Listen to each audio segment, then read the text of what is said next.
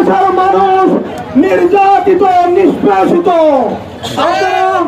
আপনারা অবশ্যই জানেন এদেশের রাজনৈতিক দলগুলো বারবার আমাদের কাছে এসেছে 5 বছর পর পর।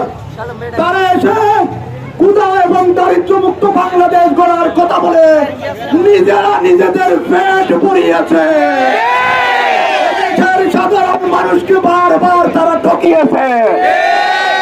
উপস্থিতি, আমরা আজকেও এই প্রতারণার বিষয়গুলো পরিলক্ষিত হচ্ছে আমাদের সামনে। আমাদের গ্রামে গঞ্জে আমরা প্রতিটি পাড়ায় পাড়ায় এলাকায় এলাকায় গিয়েছি। আমরা এলাকায় বড় বড় নেতাদের বাড়ির পাশে ঝুলে পড়া এবং ঝুলে থাকা বাড়িগুলো দেখেছি।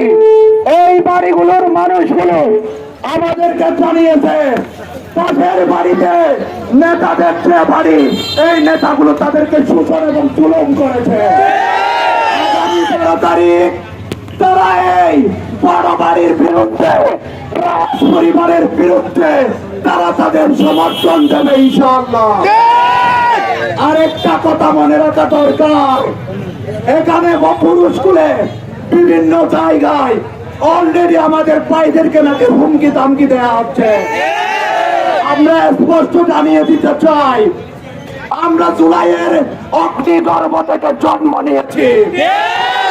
বেশিরভাগই কায়দায় আমাদের কোন ভাইদেরকে, সাধারণ জনগণকে হুমকি দেওয়া হয়, তাহলে জুলাই অভ্যুত্থান হয়ে আমরা সেটার জবাব দেব।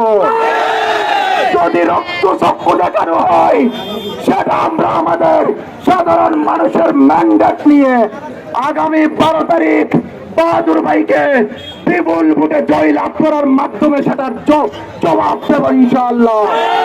প্রিয় উপস্থিতি, আরেকটা বিষয় বলে রাখা দরকার, আমাদের দেশে গ্রামে গঞ্জে আমাদের সহজ সরল মা বোনদেরকে বলা হচ্ছে এই কার্ড দেবে সেই কার্ড দেবে।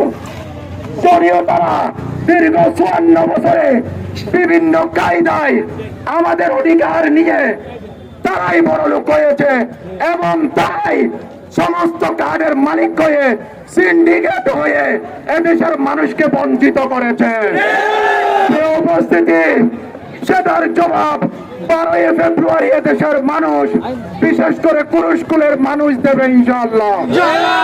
উপস্থিতি, 5 আগস্ট পরবর্তী সময়ে কুরুস্কুলে বিভিন্ন উন্নয়ন কাজ শুরু হয়েছে।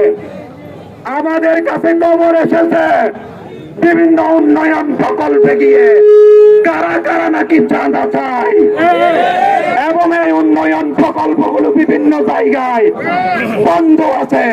ঠিকাদারদের কাছ থেকে আমাদের কাছে নিউজ আসতেছে। আমরা আজকের এই মিছিল থেকে বলে দিতে চাই, কারা কারা যাচ্ছেন আমাদের কাছে লিস্ট আছে। যদি সাবধান না হন, এদেশের মানুষের অধিকার নিয়ে সিনেমিনি খেলার সুযোগ দেওয়া হবে না ইনশাআল্লাহ। পুরো স্কুলের মানুষকে সাথে নিয়ে সমস্ত চাঁদাবাজ টেন্ডারবাজদেরকে পুরো স্কুল থেকে সমূলে উৎখাত করা হবে। সবাইকে আগামী 12 ফেব্রুয়ারি পর্যন্ত মাঠে ময়দানে দৃঢ় ভূমিকা রেখে দাঁড়িপাল্লার বিজয়কে ত্বরান্বিত করার উদাত্ত আহ্বান রেখে আমি আমার কথা এখানে শেষ করছি। আমার তৌফিক ইল্লা বিল্লাহ।